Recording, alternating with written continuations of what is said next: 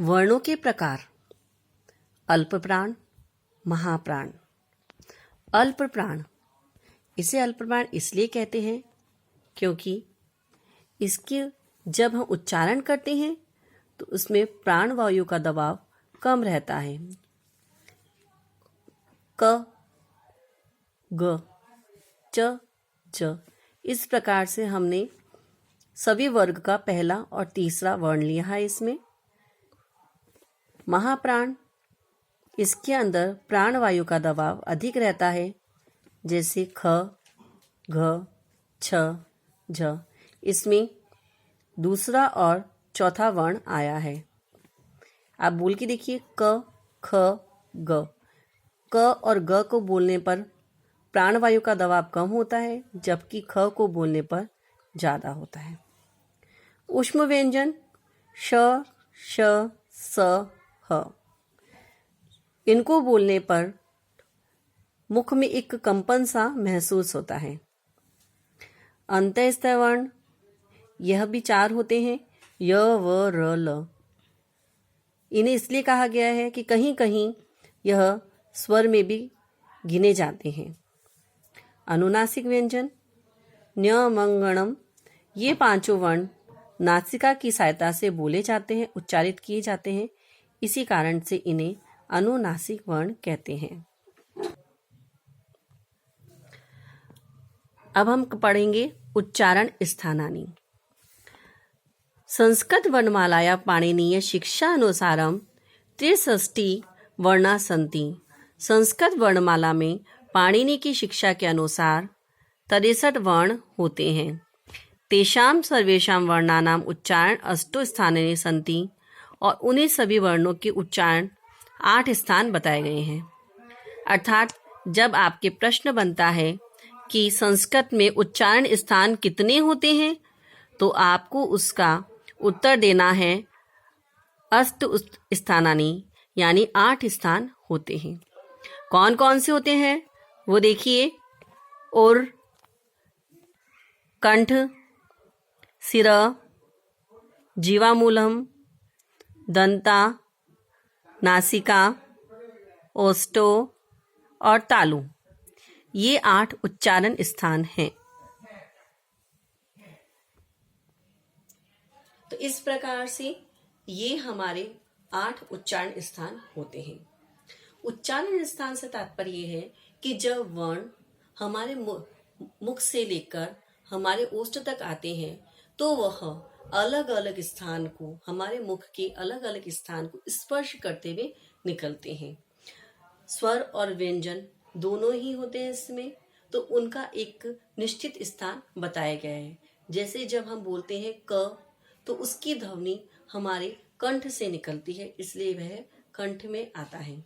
अगर हम बोलते हैं च, तो वह हमारे मुख में तालु को स्पष्ट करता है, तो वह तालु में आता है।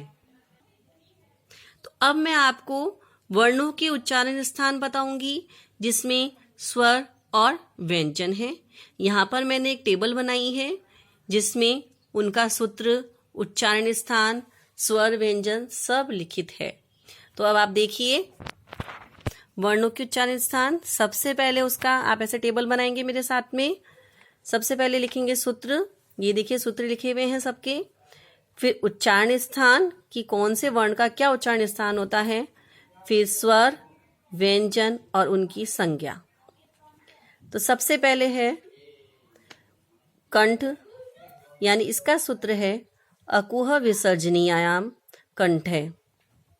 अकुह विसर्जनीयायाम कंठ में यह कंठ से बोला जाता है, जिसके अंदर स्वर आते हैं अ और आ। इस सूत्र के माध्यम से भी हम समझ सकते हैं। अ मतलब स्वर है ए और आ। कु से तात्पर्य है क वर्ग। क वर्ग में क, ख, ग, घ, ण, ये पांचों व्यंजन आएंगे।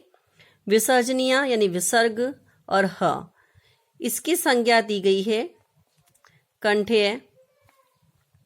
इसी प्रकार से है सेकंड नंबर पर इचु यशानाम तालु, यानी कि उच्चारण स्थान है तालु।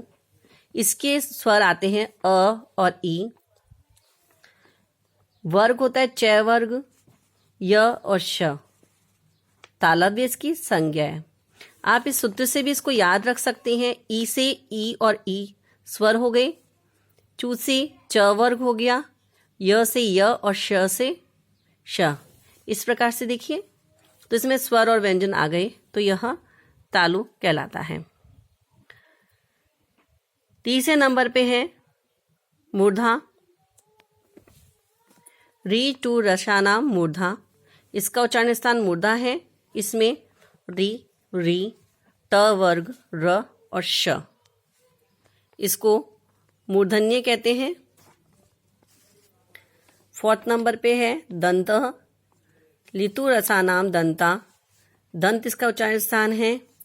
ली स्वर, त वर्ग, ल और स। दंते इसकी संज्ञा है। फिर है उपधीयमाना नाम ओष्ठ्य। उ जो स्वर है वह भी ओष्ठ से बोला जाता है। प वर्ग, उपधीयमान, ये सभी व्यंजन ओष्ठ से बोले जाते हैं। नियमंगना नाम नासिका। ये पांचों वर्ण यानी कि क से लेकर त तक की, प तक की सभी वर्ग का पंचम वर्ण नासिका से बोला जाता है, इसलिए इसे नासिक्य भी बोलते हैं। ए कंठ तालु। ए और आई इसे कंठ तालु में लिया जाता है। इसका सूत्र है